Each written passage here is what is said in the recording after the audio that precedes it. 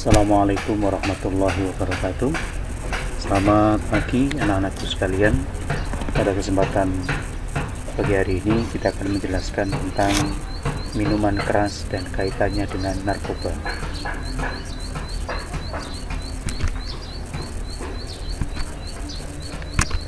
Sebelum kita bicara soal narkoba, minuman keras dan hukuman manfaatnya, nah kita lihat dari grafik peminum keras dari tahun ke tahun, dari tahun 2000 sampai 2005, kemudian 2010 dan 2015 sampai akhir. Ini peningkatannya dari tahun ke tahun semakin banyak. Artinya bahwa kemudian kita harus memberikan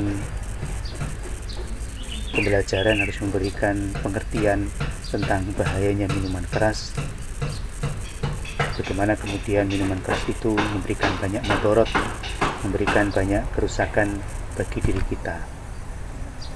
Ini adalah beberapa minuman-minuman yang bisa kita ketahui terkait dengan termasuk bagian dari minuman-minuman keras. Maka di sini nanti akan saya mintakan argumen dari kalian semua terkait dengan bahaya dari minuman-minuman keras itu sendiri. Selanjutnya, untuk yang pertama, minuman keras itu punya pengertian bahwa segala jenis minuman yang memabukkan sehingga membuat hilangnya akal sehat. Contohnya ada whisky, kemudian ada tuak, ada angker dan sebagainya. Minuman keras ini akan menyerang saraf otak manusia dan merusaknya secara perlahan. Yang lebih parah adalah minuman keras ini memiliki zat adiktif, yaitu zat yang apabila dikonsumsi akan membuat orang tersebut merasa ingin terus mengkonsumsinya dan akhirnya malah merasa bergantung pada minuman keras itu sendiri. Penjelasannya adalah minuman keras hukumnya apa? Hukumnya adalah haram, sebagaimana firman Allah Subhanahu wa taala, A'udzubillahi minasyaitonirrajim, Bismillahirrahmanirrahim. Ya ayyuhalladzina amanu innamal khamru wal maisiru wal ansab wal azlamu rijsum min 'amali syaitan wajtanibuhu la'allakum tuflihun. Hai orang-orang yang beriman, sesungguhnya meminum khamr, berjudi, berkorban untuk berhala, mengundi nasib dengan panah adalah bentuk perbuatan syaitan. Maka jauhilah perbuatan-perbuatan itu agar kamu mendapat keberuntungan. Quran Surat Al-Ma'idah ayat 90. Dalil nakli yang kedua yang kita ambil dari hadis Rasulullah SAW adalah kullu muskirin haramun inna 'alallahi azza wa jalla ahdan liman yashrabul muskira ayyaskiyahu min tinatil khobal.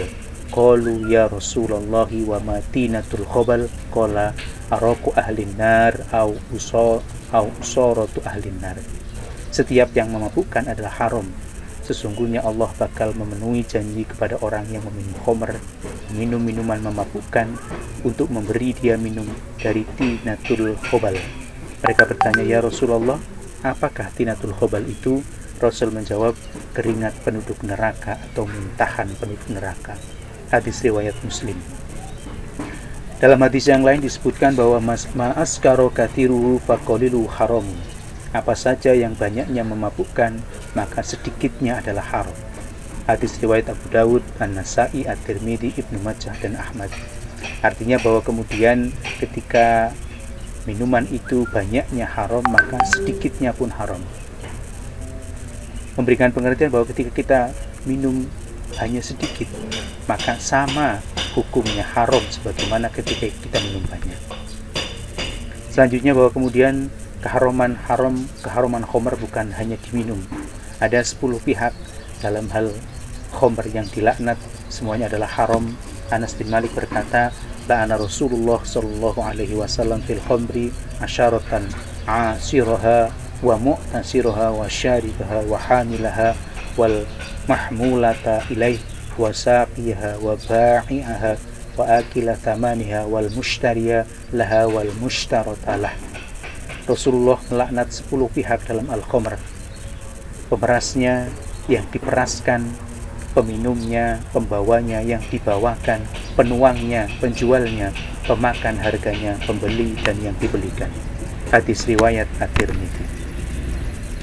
Yang selanjutnya kita bahas dengan kaitannya dengan narkoba, bahwa minuman keras itu mengandung alkohol yang merupakan senyawa kimia dalam narkoba yang digunakan demi membuat otak fresh dari stres, atau bahasa lain adalah fly.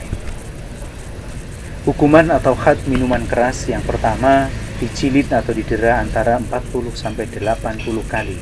Sebagaimana sabda Nabi Muhammad SAW, dihadapkan kepada Nabi Muhammad SAW seorang yang telah meminum khamr. Kemudian beliau mencilidnya dengan 2 tangkai pelepah kurma, kira-kira 40 kali. Muttafaqun alaih.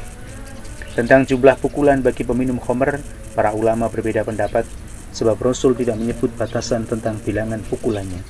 Imam Abu Hanifah, Imam Malik, dan Imam Hambal berpendapat 80 kali jilid. Imam Syafi'i, Abu Dawud, dan ulama Dhahiriyah berpendapat 40 kali jilid. Tetapi Imam Hakim dapat menambah 40 kali jika perlu. Jika tidak cukup dengan 40 kali. Selanjutnya kita bahas tentang hikmah haramnya minuman khamr.